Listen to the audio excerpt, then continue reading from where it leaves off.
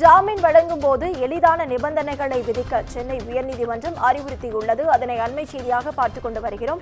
இதுகுறித்த முழு விவரங்களை வழங்க தலைமைச் செய்தியாளர் சிவா நம்மோடு இணைப்பில் காத்திருக்கிறார். சிவா, வணக்கம். விவரங்கள்.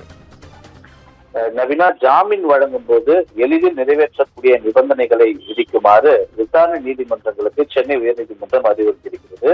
குற்ற வழக்குகளில் கைது செய்யப்பட்டு ஜாமீன் கிடைத்தும் பிணை செலுத்த முடியாமல் 800க்கும் மேற்பட்டவர்கள் சிறையில் அடைக்கப்பட்டுள்ளதாக டிடி நெக்ஸ்ட் என்ற ஒரு ஆங்கில நாளிதழில் செய்தி வெளியானதுடைய அடிப்படையில் சென்னை உயர்நீதிமன்றம் தாமாக முன்வந்து இந்த வழக்கை விசாரணைக்கு எடுத்திருக்கிறது. நீதிபதிகள் எஸ் எம் சுப்பிரமணியம் மற்றும் ஜோதிராமன் ஆகியோர் கொண்ட அமர்வுள்ள இந்த வழக்கு விசாரணைக்கு வந்தபோது அரசு தரப்பில் ஆஜரான கூடுதல் குற்றவியல் வழக்கறிஞர் முனியப்ப ராஜா ஜாமீன் வழங்கப்பட்ட பின்னரும் கூட நிபந்தனைகளை நிறைவேற்றாததால் தமிழகம் முழுவதும் 104 பேர் சிறையில் இருப்பதாக சொல்லி அறிக்கை தாக்கல் செய்திருந்தார். அந்த அறிக்கையில் அதிகபட்சமாக கோவை மத்திய சிறையில் 27 பேர் இருப்பதாக கூறப்பட்டிருக்கிறது.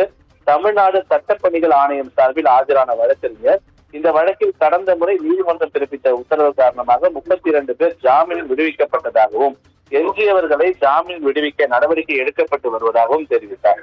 இதே போல புதுச்சேரியில் 14 பேர் சிறையில் உள்ளதாக அந்த மாநில அரசு வழக்கறிஞர் தாக்கல் செய்திருந்தார். இதையடுத்து நிபந்தனைகளை நிறைவேற்ற முடியாததால் தற்போது சிறையில் உள்ளவர்களை அவர்களுக்கான நிபந்தனைகளை தளர்த்தி விடுவிக்க நடவடிக்கை எடுக்க தமிழ்நாடு சட்டப்பணிகள் ஆணையத்திற்கு நீதிபதிகள் உத்தரவு பிறப்பித்திருக்கிறார்கள்.